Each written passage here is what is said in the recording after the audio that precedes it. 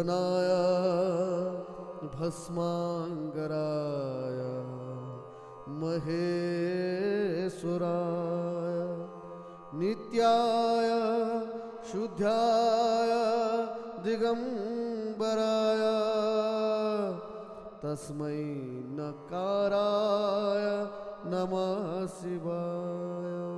संपूर्ण चराचर जगत का स्रष्टा, आजन्म अनंत जड़ जीव वनस्पति कण कण में विराजमान, अभयंकर अविनाशी संहारकर्ता नाद स्वरूप भोलेनाथ कटिमा व्याघ्राम्बर धारण गर्ने, शस्त्रमा त्रिशूल र पिनाक धारण गर्ने, नागका मालाले आवेशी पंचमहाभूतका स्वामी भूतनाथ, शिरमा चन्द्रमा र जटामा गंगा धारण गर्न सक्ने, निमेष भरमा सृष्टि गर्न सक्ने, क्षण भरमा प्रलय गर्न सक्ने, नामको स्मरण मात्रले भक्तहरूमा प्रेम लुटाउन सक्ने करुणावतार, शरीरमा भस्म धारण गरेर जीवनको रूप देखाउन सक्ने, ध्यान ज्ञान र समाधिका प्रणेता, देवताहरूका पनि देव महादेव, समय काल पनि जसको अधीनमा छ त्यस्ता महाकाल, सम्पूर्ण पाशविकताका पति पशुपति आदि देव महादेव यस धराधाममा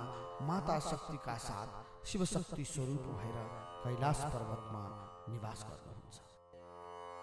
दक्षिणमा हिमालय पर्वतमाला, पश्चिममा काराकोरम पर्वतमाला, उत्तरमा कुनलुन पर्वतले घेरिएको तिब्बत विश्वको सबैभन्दा उच्च भूभागमा रहेको छ।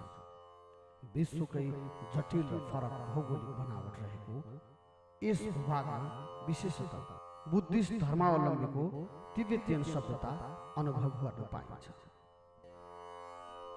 विश्वलाई 4 भागमा विभाजन गर्ने मानव सृष्टि र सभ्यताको सुरुवात मानिने ठूला नदीहरू जस्तै ब्रह्मपुत्र, सतलज, गंगा, कर्णाली र सिन्धु नदीको उद्गम बिन्दु पवित्र कैलाश मानसरोवर चीनको स्वशासित क्षेत्र तिब्बतमा पर्दछ।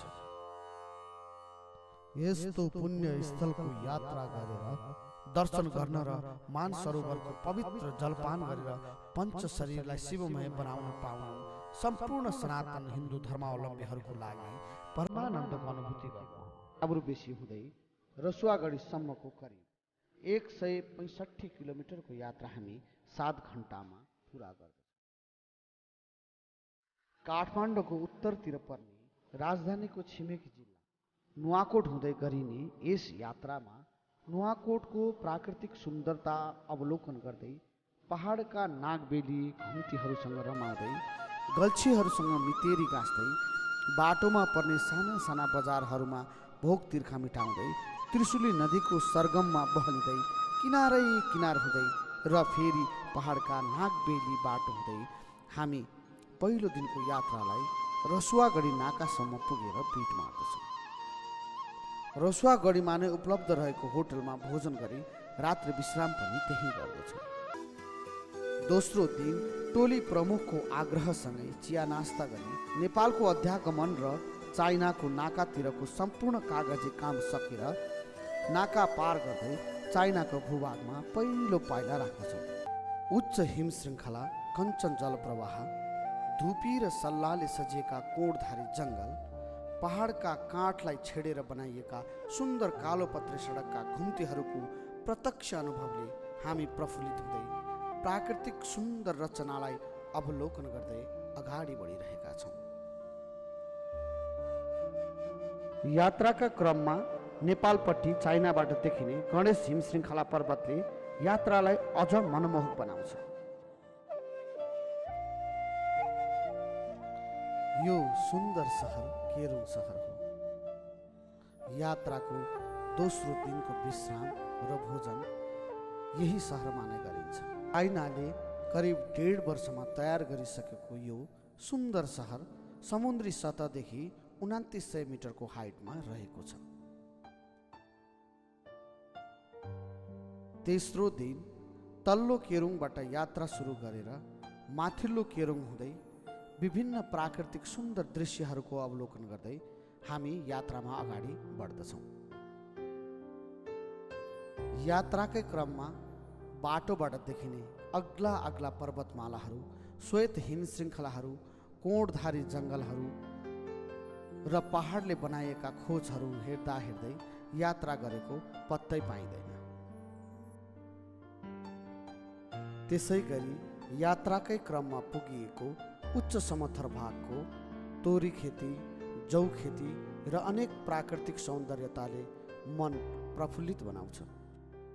जौका बालाहरूसँग झुल्दै र फाँटमा रहेका तोरीका फुलहरूसँग मितेरी गाँस्दै अगाडि बढ्दा अलौकिकताको अनुभूति हुन्छ।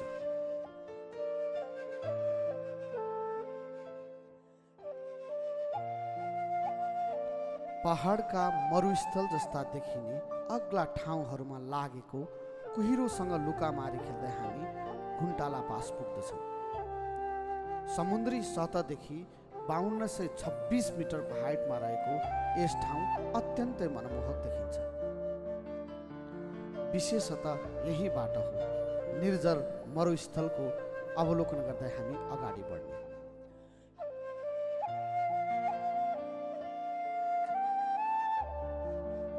आदि हिमश्रृङ्खलाहरूलाई पछाडि छोड्दै र आधा हिमश्रृङ्खलाहरू सामुन्य महसुस गर्दै 160 किलोमिटरको दूरी 4 घन्टामा पार गर्दछौँ र समुद्री सतहदेखि 4500 मिटरको उचाइमा रहेको साँगा सहर पुग्दछौँ।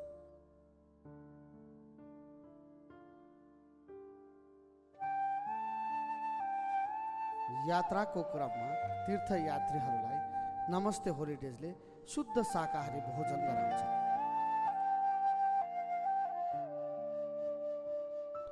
ब्रह्मपुत्र नदीको किनारमा रहेको यो साँगा सहर हो। यात्राको पहिलो विश्राम स्थल लासाको होटलमा पुर्याउँछ। होटलको तर्फबाट पाहुनाहरूलाई भव्य स्वागत गरिन्छ। सबैजना होटलमा नै विश्राम गर्छन्। बेलुका होटलको तर्फबाट तिब्बती संस्कृति झल्कने खालका सांस्कृतिक कार्यक्रमहरू प्रस्तुत गरिन्छ।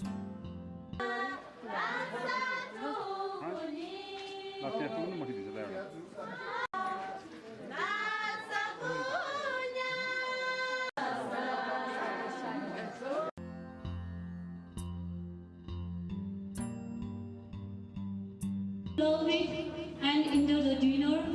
Now the first performance is Tibetan Namatoshe.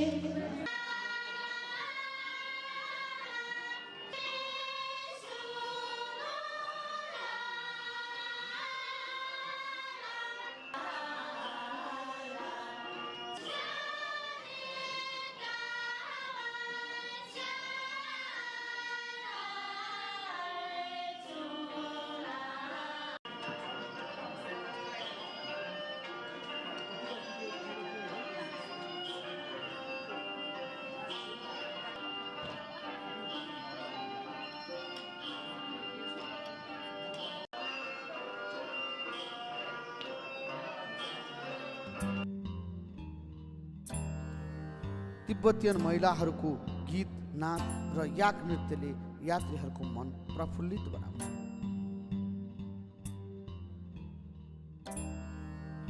दोस्रो दिन बिहानको नास्ताहरू लिइसकेपछि लासा सहर घुमेर पौराणिक कला कौशल र आधुनिकता अवलोकन गर्ने क्रममा गाइडले भुताला दरबार, जोखाङ गुम्बा जस्ता ठाउँहरू घुमाउँदै सुन्दर लासा सहरको बारेमा जानकारी दिँदै सहर घुमाएर होटलमा नै ल्याइरहेको छ।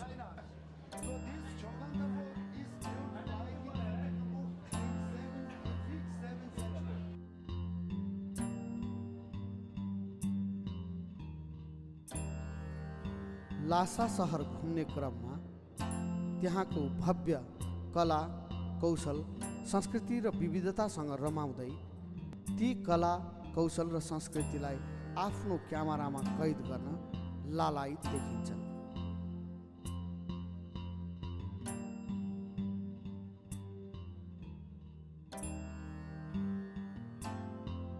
तिब्बती कला कौशलको अनुपम नमुना यो जोखाङ गुम्बा हो।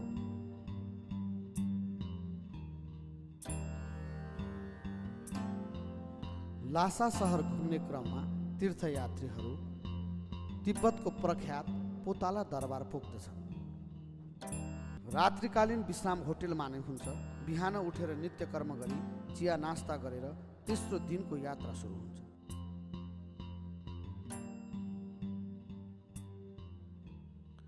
यात्राको क्रममा तीर्थयात्रीहरूलाई गाइडले यात्रा गर्दै जाँदा आइपुग्ने ठाउँको बारेमा वर्णन गर्दै जान्छ। समुद्री सतहदेखि 2900 मिटरको उचाइमा रहेको सुन्दर सहरको अवलोकन गर्दै 270 किलोमिटर पार गरी चाइनाको द्रुत विकासको उपभोग गर्दै हामी सुन्दर सडक र अनेक टनेलहरू हुँदै 6 घन्टामा सिगात्से पुग्नको लागि अगाडि बढिरहेका छौँ। विश्वको सबैभन्दा ठुलो राष्ट्र चीनको उपनिवेशमा रहिसकेपछि तिब्बतले आधुनिक विकासको क्रममा निकै ठुलो फड्को मारिसकेको छ। देख्दा नै अचम्मित तुल्याउने ठुला ठुला पहाडहरू छेडेर बनाइएका टनेलहरू, चौडा सडकहरू सौर्य ऊर्जाको सही सदुपयोग विकासका उत्कृष्ट नमुना हुन्।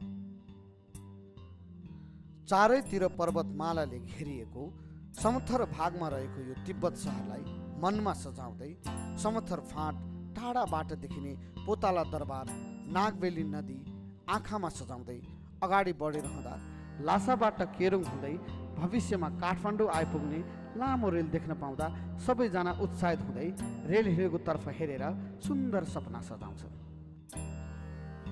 सडक किनारामा हुर्काइएका अग्ला अग्ला हरिया रुखहरू हेर्दै लासाबाट हिँडेको करिब 6 घन्टामा हामी तिब्बतकै अर्को सुन्दर सहर सिगात्से आइपुग्छौँ।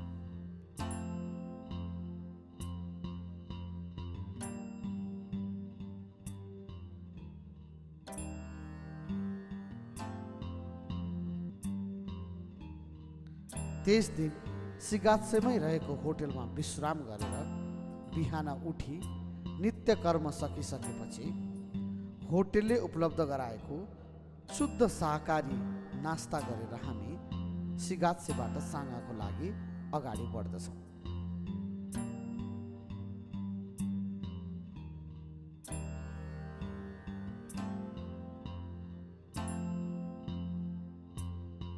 समुद्री सतहदेखि 4500 मिटरको उचाइमा यात्रा गर्दै ब्रह्मपुत्र नदीको किनारै किनार 10 घन्टामा 460 किलोमिटर पार गरेर हामी सिगात्सेबाट साङ्गासम्म पुग्दछौँ।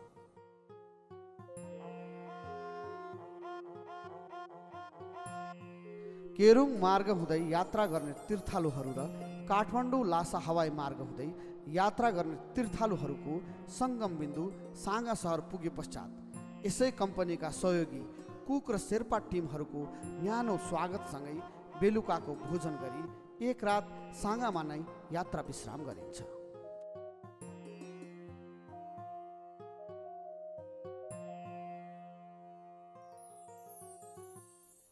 साङ्गा बसाइका बेला मिलेको समयमा साङ्गाको सुन्दरताको भरपूर फाइदा उठाउन सकिन्छ।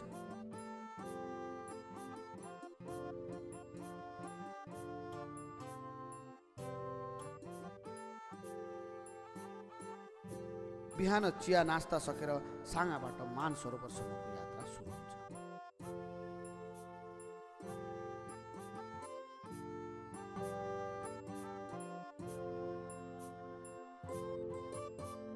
यात्राको क्रममा बसभित्रको बसाइको थकाइलाई मेटाउनको लागि कुनै सुन्दर ठाउँमा बस रोकेर बसबाट तल ओर्लिँदै यात्रीहरू आफूभित्र भएको रोमाञ्चकतालाई नृत्यको माध्यमद्वारा प्रस्तुत पनि गर्दछ।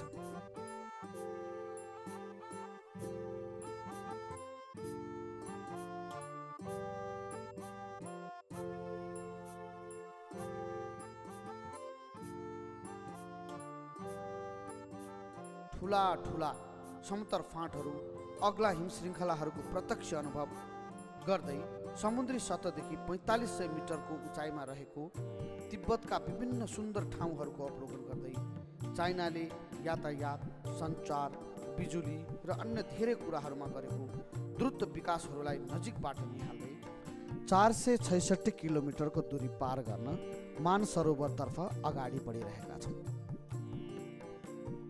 साङ्गादेखि मानसरोवरसम्मको यात्रामा नै सम्पूर्ण यात्रीहरूले पहिलोचोटि कैलाश, मानसरोवर र राक्षस तालको अद्भुत दर्शन प्राप्त गर्दछ।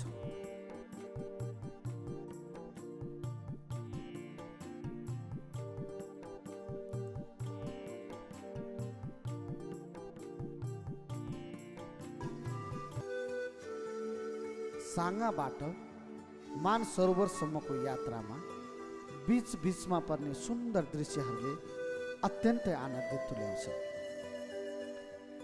तीर्थयात्रीहरू त्यसको मजा लिनको लागि बीचमा बस रोकेर नै ती दृश्यको अवलोकन गर्दछन्। एकछिन सुस्ताएपछि फेरि मानसरोवरको लागि अगाडि बढ्दछन्।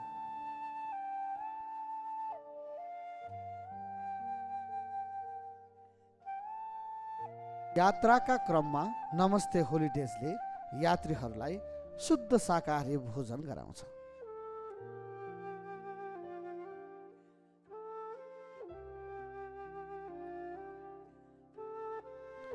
भोजन गरिसकेपछि पुनः हामी मानसरोवरको यात्रालाई जारी राख्दछौँ।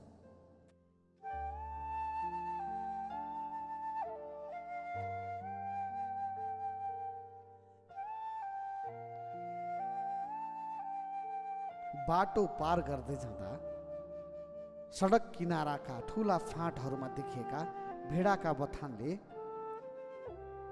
यात्रालाई अझ सुन्दर बनाएको महसुस हुन्छ।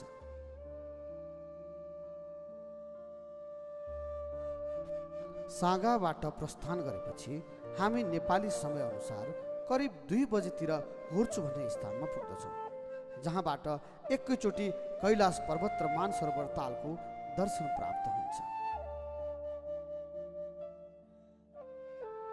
विश्वको सबैभन्दा उच्च स्थानमा अवस्थित पवित्र जलको भण्डार रहेको ताल नै मानसरोवर हो। पौराणिक कथन अनुसार अमृत सरह मिठास भएको यस पवित्र जलको उत्पत्ति जगतको सृष्टिकर्ता स्वयं ब्रह्माजीले राजश्री भागीरथको तपस्याबाट खुसी भई महादेवले जट्टाबाट गङ्गा र मानसरोवर सृष्टि गर्नुभएको थियो, जसलाई पौराणिक कालमा झीर सरोवर पनि भनिन्थ्यो। यस मानसरोवर सृष्टिसँगै विश्व जगतको सृष्टि र निर्माणको सुरु यहीँबाट भएको मानिन्छ। मानसरोवर शब्द मानस तथा सरोवरबाट बनेको शब्द हो, जसको अर्थ मनको सरोवर भन्ने बुझिन्छ। समुद्री सतहबाट 4549 मिटर उचाइमा रहेको यस पवित्र सरोवरको क्षेत्रफल 320 वर्ग किलोमिटर फैलिएको छ। मानसरोवर कैलाश पर्वतबाट 40 किलोमिटर दक्षिण दिशामा रहेको छ। यो ताल भगवान विष्णुको वासस्थान हो भन्ने रहेको छ। गर्मी याममा सरोवरबाट हिउँ पग्लेर जल बग्ने अवस्थामा डमरुको ध्वनिको आवाज सुनिन्छ। अहिलेको अवस्था देख्दाखेरि अति सरल, अति पवित्रता, अति रोमाञ्चित मानव प्राणी जतिले यो सबैले उपलब्ध गर्ने र आफू यो लोकको अन्त्यममा परलोक जानको लागि र समस्त पृथ्वीलाई मुक्ति गराउनको लागि यहाँ अति उत्तम जस्तो देखिन्छ। हामी यहाँको तिसाईहरू मानसरोवर कैलाश कुन दिशामा पर्छ, नदीको बहा कस्तो, अरू अन्य कुराहरू पछि भन्ने छौँ। आज हामी पहिलो भेटमा भगवान मानसरोवरको सङ्गममा रहेका कैलाशवासी शङ्करजी मानसरोवर जुन कैलाश हामी यस सरोवरमा बिहान 3 बजेदेखि 5 बजेसम्मको प्रातःकालीन समयको स्नान प्रभावकारी हुन्छ भन्ने कुरा धार्मिक ग्रन्थहरूमा उल्लेख गरेको पाइन्छ।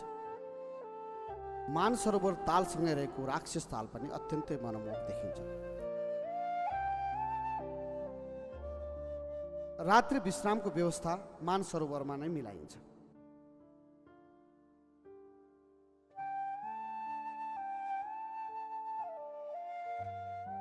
बिहान उठेर नित्य कर्म सबै सकि मानसरोवरको जलमा स्नान गरेर पूजा पाठ गर्ने, रुद्राभिषेक गर्ने, हवन गर्ने, पितृहरूको मुक्तिको लागि श्राद्ध तर्पण गर्ने आदि धार्मिक अनुष्ठान सकिन्छ।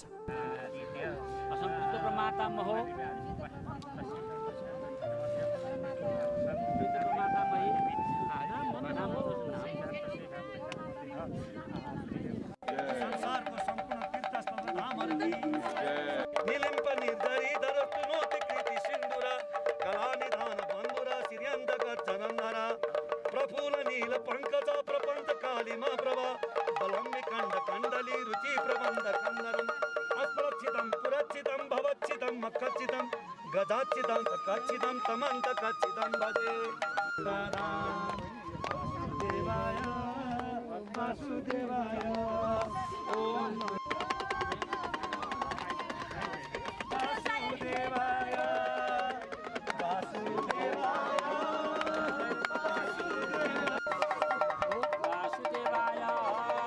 परेका तर्पण क्रियादिबाट चाहिँ भएका सम्पूर्ण पितृ मुक्ति हेतु निमित्तको यस यज्ञ मण्डल उपरि स्थापित पूजन निमित्तको हरिओम पूर्ण पूजन हवन साङ्ग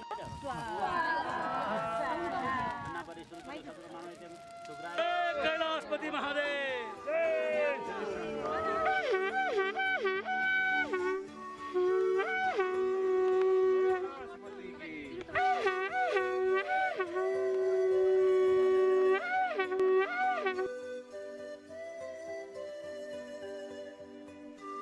आत्मिक शान्ति र पारिवारिक सुख समृद्धिको लागि हवन यज्ञादि गरिन्छ।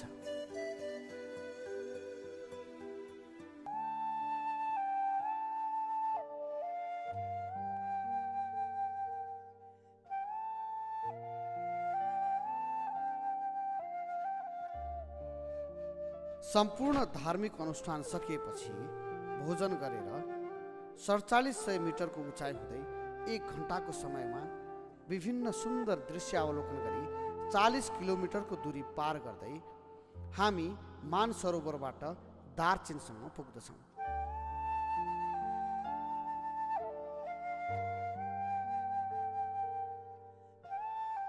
यस दिनको यात्राको विश्राम हामी दार्चेनमा नै गर्दछौँ।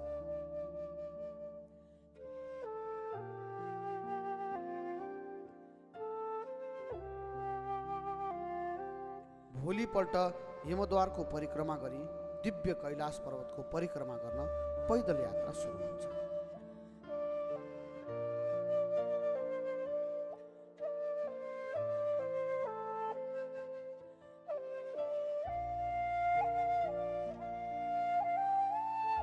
देवका पनि देव, आराध्य देव महादेव र माता पार्वतीको वासस्थान कैलाश पर्वत हो। विष्णु र मत्स्य पुराणमा व्याख्या गरे अनुसार यस पर्वतका 4 मुख्य स्फटिक, रुबी, नीलम र स्वर्ण श्रृङ्गारको प्रतीकको रूपमा अनेकौं रत्नले सुशोभित मुद्रामा रहेको छ। कति तीर्थालुहरू त यमद्वार परिक्रमा गरेपछि कैलाश परिक्रमाको सम्पूर्ण फल प्राप्त हुन्छ भनेर यमद्वारबाटै फर्किन्छन्। समुद्री सतहदेखि 21,778 फिटको उचाइमा र 52 किलोमिटर परिधिमा फैलिएको यस कैलाश पर्वत आकाश र धरती बीचको सम्बन्धको बिन्दु रहेको मान्यता छ। कैलाश मानसरोवरमा प्रकाश तरङ्ग र ध्वनि तरङ्गको सङ्गम भई जहाँबाट ओमकारको ध्वनि श्रवण गर्न सकिन्छ।